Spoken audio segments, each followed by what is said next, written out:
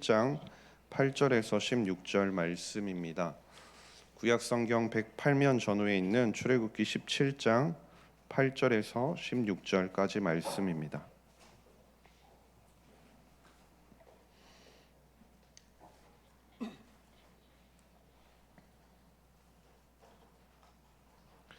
출애굽기 17장 8절에서 16절까지 말씀을 찾으셨으면 한 절씩 교독하시겠습니다.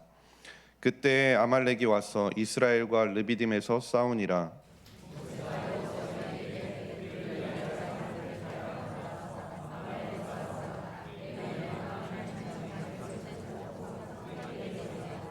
여호수아가 모세의 말대로 행하여 아말렉과 싸우고 모세와 아론과 훌은 산 꼭대기에 올라가서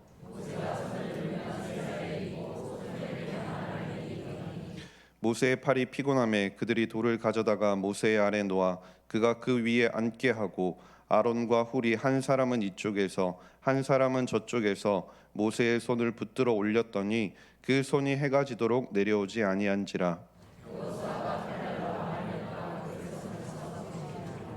여호와께서 모세에게 이르시되 이것을 책에 기록하여 기념하게 하고 여호수아의 귀에 외워 들리라. 내가 아말렉을 없이하여 천하에서 기억도 못하게 하리라.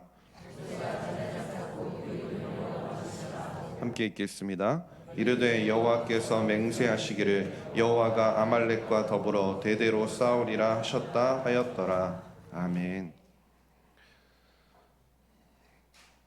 금요기도에 나오신 성도님 여러분들 환영하고 축복합니다. 우리 주변이나 뉴스를 우리가 보게 되면요, 가끔 정말 타고난 천재라고 불리는 사람들을 종종 보게 되는 것 같습니다. 다른 사람들이 노력해서 이룰 수 있는 것들을 처음부터 너무나 익숙하고 노련하게 해낼 수 있는 사람들을 우리는 타고난 천재라고 이야기하죠. 그런데 대부분의 사람들은 그 타고난 천재에는 속하지 않는 것 같습니다. 우리가 새로운 것, 어떠한 것을 한 가지를 배우기 위해서는 하나부터 열까지 차근차근 배워 나아가야 한다라는 것이죠. 이건 어떤 것을 배우더라도 마찬가지인 것 같습니다. 제가 한 번은 수영을 배우러 간 적이 있었는데요. 수영을 배우러 가면 제일 처음 들어가는 반이 초급반도 아닌 시작반에 들어가게 됩니다. 그런데 이 시작반에 들어가게 돼서 제일 처음 배우는 게 뭐냐면 수영에 필요한 가장 기초적인 것들을 배우게 되죠. 킥판이라고 하는 물에 뜨는 이 판때기를 잡고 계속해서 발차기를 하도록 시키는 게 가장 처음입니다. 그 다음에 배우는 것은 물 밖으로 고개를 들어서 숨을 들이마시고 고개를 다시 물 속에 넣어서 코로 숨을 뱉는 그 숨 쉬는 법을 배우게 되죠. 이게 시작반에서 배우는 것들입니다. 그래서 이걸 한 달 정도 배우면서 어느 정도 익숙해지면 이제 그 다음에 이제 초급반으로 넘어가게 되는 겁니다. 이제 초급반에 넘어가게 되면 그때부터 자유형, 평형, 배영 등을 배우고 그 다음 중급반으로 넘어가게 되면 접영 그리고 물 잡는 법 등을 배우게 되는 거죠. 근데 단순히 이것도 수영을 배울 때만 그런 것이 아니라 우리가 아이들을 바라보면 학교 공부를 통해서도 그런 것 같습니다.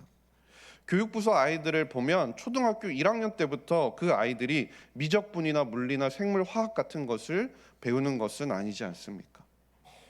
아이들의 수준에 맞춰서 단계별로 그것들을 배우고 그 배운 것을 잘 익혔는지 확인하고 그것이 확인한 것이 잘 안 되면 또다시 복습하고 다시 배우면서 점점 더 어려운 것들을 자신의 것으로 만들어가는 작업이 필요하다는 것이죠.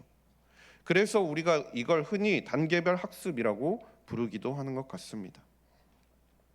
그런데 이스라엘 백성들이 홍해를 건너 시내산까지 가게 되는 그 과정에서도 하나님께서는 이 시간을 통해 이스라엘 백성들을 단계별로 훈련시켜 가셨습니다.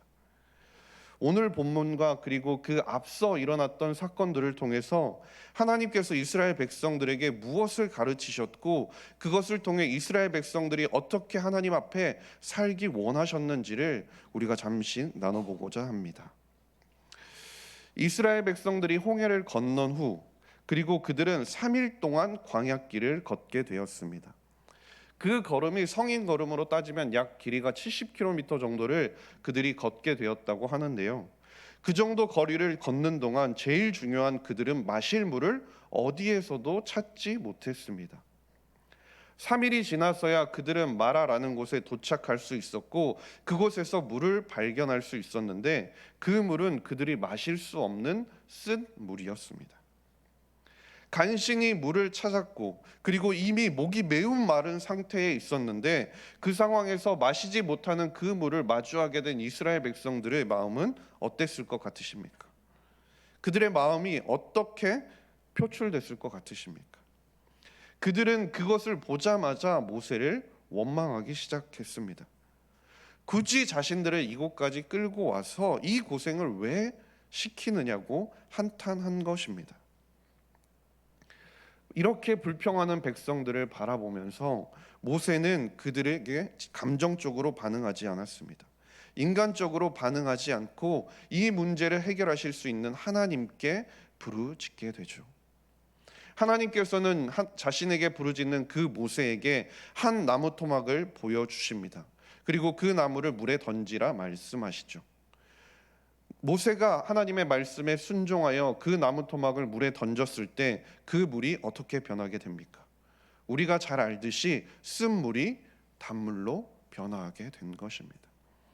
하나님께서는 홍해의 기적 이후에 다시 한번 기적을 보여주시면서 이스라엘 백성들이 지금 가장 갈급해하는 그 필요를 채워주셨다라는 사실입니다. 그러나 이것은 단순히 그들의 필요를 채워주는 것에서 끝나는 것이 아니었습니다. 그것은 하나님께서 이스라엘 백성들에게 훈련시키고자 하시는 단계별 학습의 시작이었다라는 것이죠. 출애굽기 15장 25절 말씀을 보시면 이렇게 말씀합니다. 모세가 여호와께 부르짖었더니 여호와께서 그에게 한 나무를 가리키시니 그가 물에 던지니 물이 달게 되었더라. 거기서 여호와께서 그들을 위하여 법도와 율례를 정하시고 그들을 시험하실세라고 말씀합니다. 여기서 시험이라고 하는 것은요, 단순히 우리가 말하는 테스트를 말하는 것이 아니라 연단이나 훈련을 의미합니다. 하나님께서 이스라엘 백성들을 가나안 땅에 들여보내시기 위해서 그리고 그 가나안 땅에서 하나님의 백성, 거룩한 백성으로 살기 위한 단계별 학습에 하나님께서 들어가셨다라는 뜻입니다. 인간의 상식과 인간의 지혜나 능력으로 할 수 없는 일을 만났을 때 너희들이 애굽에서의 노예 생활을 벗어나서 이제 하나님의 백성으로 너희들이 살아가는 그 과정 가운데 너희들이 할 수 없는 일을 마주하게 되면 이제 너희가 가장 먼저 해야 할 것이 무엇인지를 하나님께서는 가르치기 시작하셨다는 것입니다. 그리고 그 문제를 해결하는 것이 무엇임을 보여주셨냐면 다름 아닌 기도라는 걸 보여주셨다라는 것이죠. 하나님께서는 이것을 이스라엘 백성들이 배우길 원하셨다라는 겁니다. 그래서 이어지는 말씀을 보게 되면 하나님께서는 기도하며 그들이 순종하게 될 때 그들이 누리게 될 은혜에 대해서 하나님께서는 미리 맛보게 하시는데요. 출애굽기 15장 27절 말씀 함께 읽도록 하겠습니다. 시작. 그들이 엘림에 이르니 거기에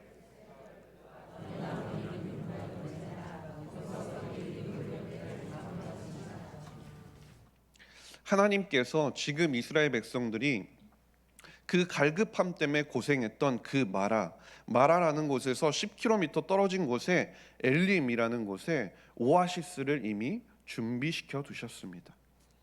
그들이 하나님의 말씀과 계명을 준수하면서 엘림에 준수하게 된다면 엘림에서 그들이 경험하게 되는 그들이 풍부한 물을 경험하게 되는 것처럼 하나님께서 그들에게 베풀어 주시는 풍성한 은혜를 누릴 수 있게 된다는 것을 하나님께서 보여주셨다는 것입니다. 이것이 하나님이 이스라엘 백성들을 향한 첫 번째 가르침이었습니다. 너희들이 어떠한 상황 가운데서도 너희들이 곤란한 상황을 만나게 되면 너희들이 가장 먼저 해야 할 것은 기도하는 것이라는 것입니다. 그런데 애석하게도 광야의 그 길은 여기서 끝나는 것이 아니었습니다. 이스라엘 백성들은 이제 두 번째로 엘림을 떠나서 신광야에 도착하게 되는데요. 이스라엘 백성들이 다시금 여기서 또다시 모세를 원망하기 시작했습니다. 차라리 노예 생활을 하고 있었어도 배불리 먹을 수 있었던 때가 더 좋았다고 말입니다. 출애굽기 16장 3절 말씀인데요. 이스라엘 자손이 그들에게 이르되 우리가 애굽 땅에서 고기 가마 곁에 앉아 있던 때와 떡을 배불리 먹던 때에 여호와의 손에 죽었더라면 좋았을 것을 너희가 이 광야로 우리를 인도해 내어 이 온 회중이 줄여 죽게 하는도다. 사실은 그들의 생활이 어떠했습니까? 애굽에서 인권을 송두리째 빼앗기고 혹사당했던 그 이집트 시절을 자신들이 그리워하고 있다고 말하는 것입니까? 이번에 그들이 그렇게 말하는 이유가 무엇입니까? 무엇 때문에 지금 그들이 그렇게 이야기하죠? 먹을 것이 마땅치 않다는 이유였습니다. 그런데 하나님께서는 이번에 그들의 필요에 바로 반응을 하게 되십니다. 출애굽기 16장 4절 말씀인데요.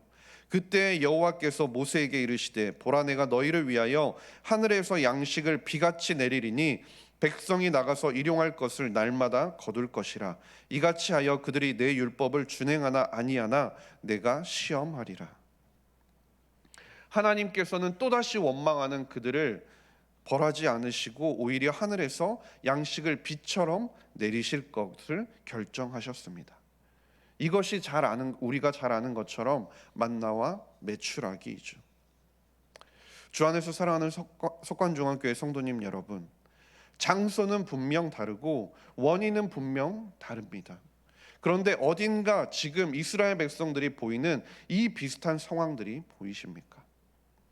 사실 이스라엘 백성들에게 만나와 메추라기를 주시기 전에 하나님께서 그들에 대한 훈련은 이미 시작되어 있었습니다.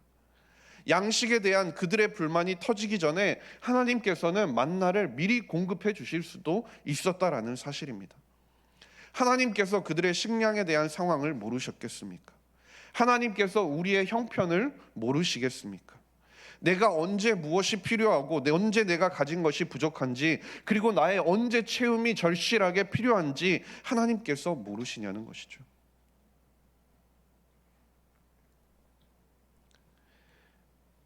그러나 이스라엘 백성들은 하나님의 그러한 시험에 계속해서 낙제점을 받게 됩니다. 그들은 하나님이 명령하신 대로 행하지도 않았고 만나를 매일 한 오멜씩만 거두라고 했음에도 욕심을 부려 결국 다 썩고 냄새가 나게 만들었습니다. 안식일에도 만나를 거두기 위해서 광야로 나갔습니다. 하나님께서는 그 만나와 메추라기를 통해서 매일 하나님께서 일용할 양식을 내려주실 것이니 욕심을 부리지 말고 하나님을 믿고 순종하라고 말씀하셨습니다. 그들의 삶에 만나게 되는 삶과 죽음의 문제 가운데 그들이 세상을 바라보는 것이 아니라, 그들이 염려하고 걱정하는 것이 아니라 하나님을 오직 신뢰하며 하나님을 바라보며 하나님 앞에 나아오기를 원하셨다라는 것이죠. 그런데 그들은 끊임없이 그 상황 가운데서 하나님의 원하시는 모습을 보이지 못했다라는 것입니다. 우리에게도 이런 경험들이 혹시 있지는 않으신가요? 내가 기도하지 않았는데, 내가 하나님께 간구하지도 않았는데 나의 필요를 하나님께서 어떻게 하시고 하나님께서 채워주시는 그 은혜를 우리가 경험할 때가 말입니다. 하나님께서 언젠가 나에게 내가 가장 필요한 그때에 하나님께서 예비하여 주신 그 은혜를 우리가 경험할 때가 있지 않습니까? 그런데 이스라엘 백성들을 바라보게 되면요, 어쩌면 그 순간이 우리에게 있어서는 가장 조심해야 하는 순간인지도 모르겠습니다. 하나님께서 이스라엘 백성들에게 그들의 원망을 듣자마자 하나님께서 만나와 메추라기를 주시면서 그들에게 원하셨던 모습이 무엇이었습니까? 그들에게 가르치고자 하셨던 모습이 무엇이었습니까? 매일 일용할 양식을 주시는 하나님을 온전히 믿고 그 하나님의 말씀에 순종하며 하나님께 기도하라는 것이 하나님께서 원하시고 하나님께서 가르치신 모습이었다라는 것이죠. 이제 너희들의 삶과 죽음을 주관하시는 분이 누구인지 너희들이 이제는 알겠느냐 라고 하는 것이 하나님의 두 번째 가르침이었다라는 겁니다. 만약에 우리의 삶 가운데서도 우리가 기도하지 않았는데도 하나님께서 우리의 어려운 문제들을 술술 풀리게 하신다면 말입니다, 어쩌면 그때야말로 우리가 하나님 앞에 온전히 나아가야 할 때인 줄도 모릅니다. 하나님께서 우리를 그분 앞으로 간절히 부르시는 순간인지도 모른다는 말입니다. 이스라엘 백성들은 두 번의 목마름 그리고 배고픔의 상황을 경험하면서 그들이 그러한 상황 가운데 어려움이 닥쳤을 때 어떤 모습을 보여야 하는지를 하나님으로부터 배웠습니다. 하나님의 말씀에 순종하며 하나님께 기도해야 한다는 것이 그것이었습니다. 이제 그들은 다시 그 배운 것을 하나님 앞에 실습할 장소에 다시 한번 도착하게 되는데요. 그곳이 르비딤이라는 곳이었습니다. 이곳에서 그들이 다시 한 번 더 마주하게 된 상황은 마실 물이 없는 상황이었습니다. 만약 이스라엘 백성들이 하나님의 가르침을 지금껏 잘 따라와서 그들이 잘 성장하였다면 어떤 반응을 보여야 하겠습니까? 그들이 어떤 모습으로 하나님 앞에 나아가야 했을까요? 하나님께 마실 물을 달라고 기도하는 것이 그들의 올바른 방법이었다는 겁니다. 지금껏 계속해서 일용할 양식을 공급하고 계시는 그 하나님께 우리의 목마름도 해결해 주시라고 순종하며 기다리며 기도해야 하는 것이 그들의 올바른 방법이었다는 겁니다. 그런데 이스라엘 백성들의 모습을 보십시오. 출애굽기 17장 3절 말씀입니다. 출애굽기 17장 3절 말씀을 함께 읽도록 하겠습니다. 시작. 거기서 백성이 목이 말라 물을 찾으매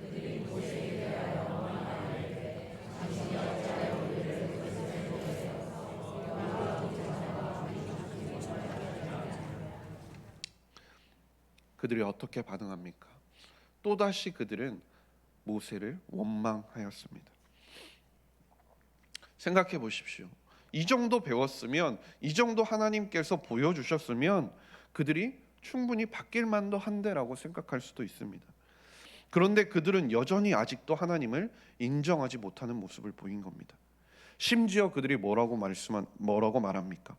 출애굽기 17장 7절을 보면 그가 그곳 이름을 마사 또는 무리바라 불렀으니 이는 이스라엘 자손이 다투었으며 또는 그들이 여호와를 시험하여 이르기를 여호와께서 우리 중에 계신가 안 계신가 하였음이더라 라고 말씀합니다.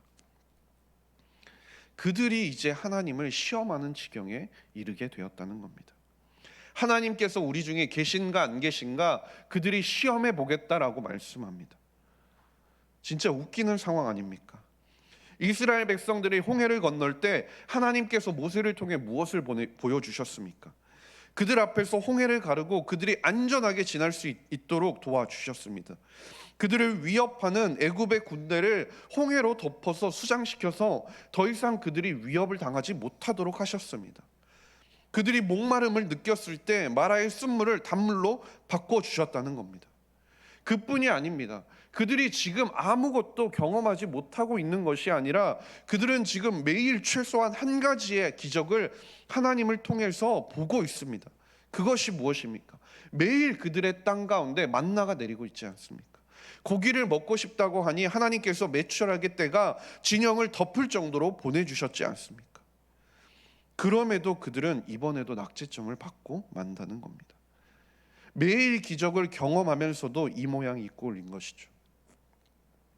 하나님이 행하시는 온갖 기적을 체험했음에도 계속해서 하나님을 불신하는 이스라엘 백성들의 이 모습은 어쩌면 마음이 강팍해서 끝까지 하나님을 거역했던 그 바로와 별반 다르지 않아 보인다는 것입니다.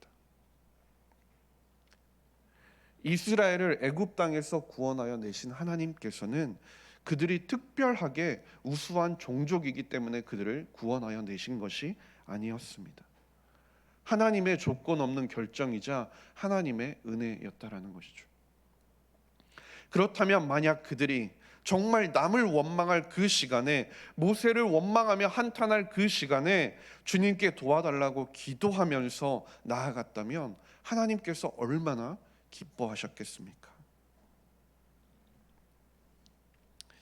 우리도 세상을 살아가다 보면요, 비슷한 문제들을 반복적으로 마주할 때가 있는 것 같습니다.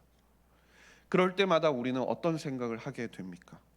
왜 이렇게 반복해서 나에게 자꾸 이런 일이 생기는 것일까? 내가 어딘가 부족해서, 아니면 내가 무언가 잘못하고 있는지, 아니면 하나님께서 살아계시다는 것도 알겠고 하나님께서 나와 함께 하신다는 것도 알겠는데, 그런데 왜 매번 하나님께서는 이렇게 나의 삶 가운데 넘어짐을 반복하게 하시는 것일까라고 혹시 원망하고 계시지는 않으십니까?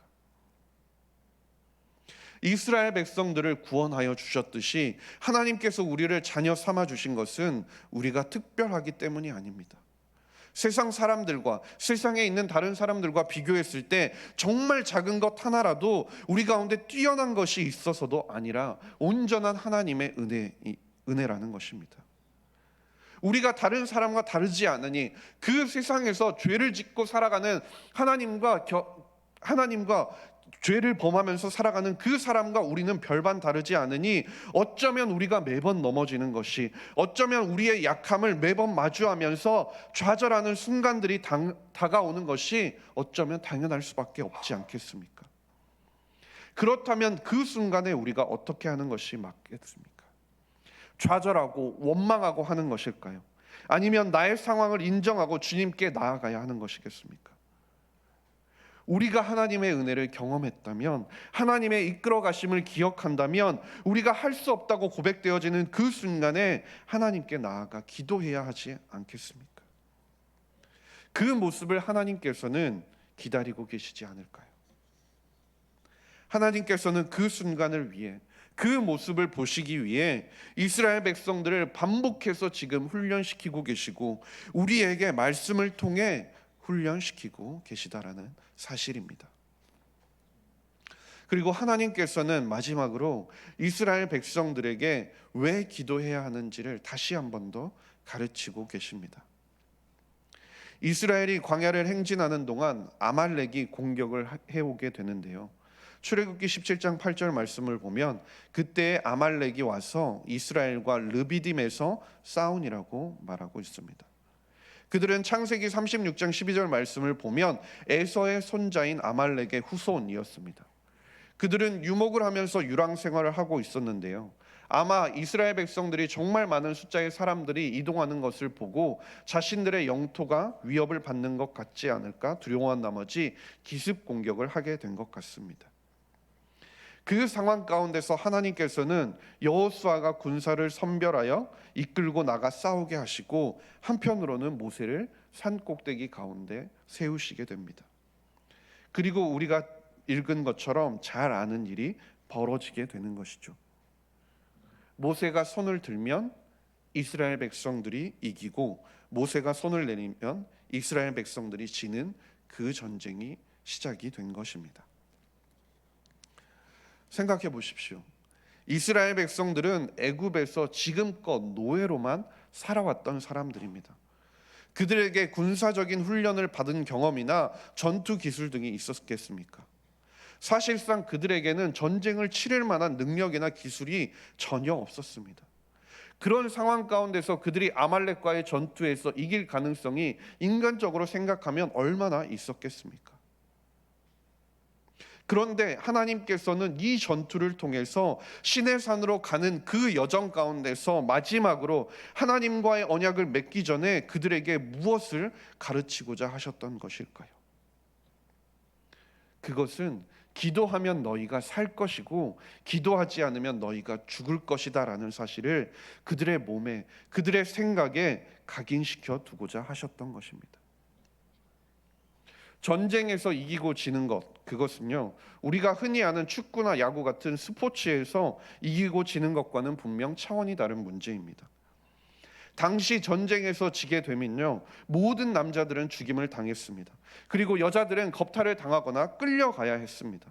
그렇기 때문에 이 상황에서 모세의 손이 오르고 내리는 것은, 하나님을 향하여 하는 기도는요, 말 그대로 그들의 생존이 걸린 죽고 사는 문제였다라는 것입니다.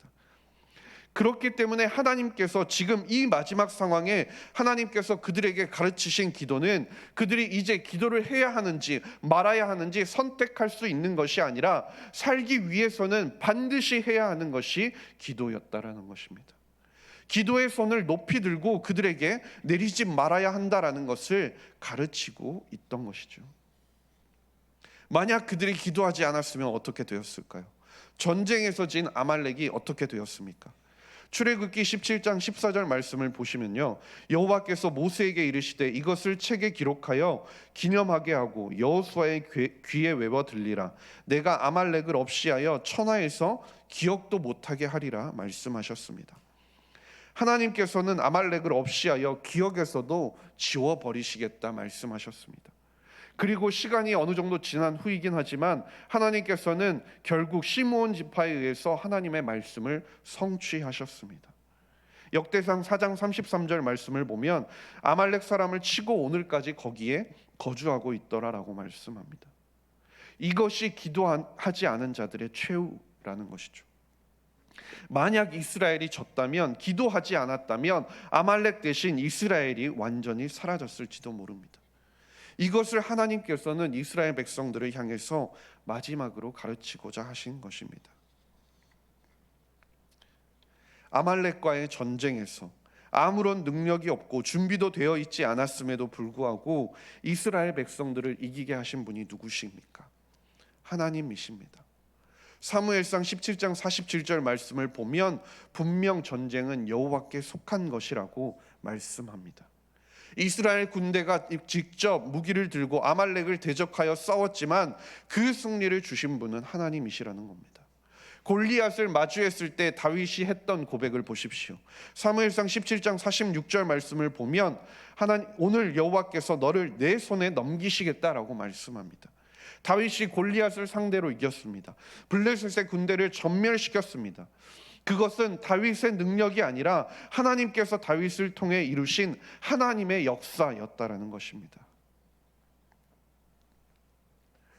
주 안에서 사랑하는 석관중학교의 성도님 여러분, 기도도 하면서 사는 것과 기도로 사는 것은 완전히 다른 문제입니다. 우리는 어쩌면 대부분 기도도 하면서 살아가는지도 모릅니다. 기도도 하면서 살아간다는 것은 무엇입니까?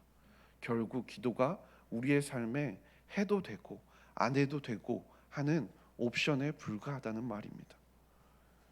그러나 하나님께서 계획하시고 하나님께서 이스라엘 백성을 통해서 가르치고자 하셨고 그리고 우리에게 보고자 하시는 모습은 기도로 살아가는 것입니다.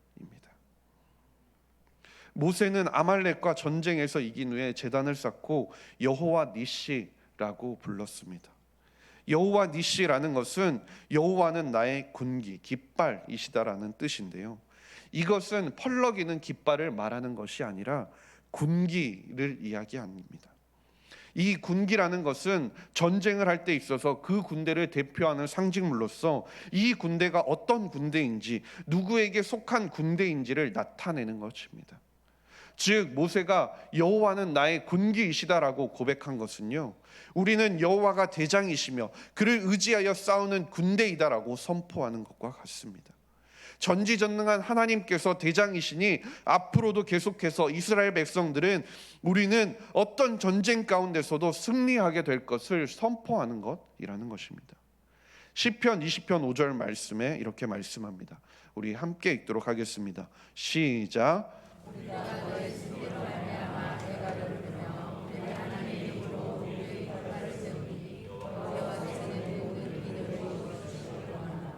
아멘.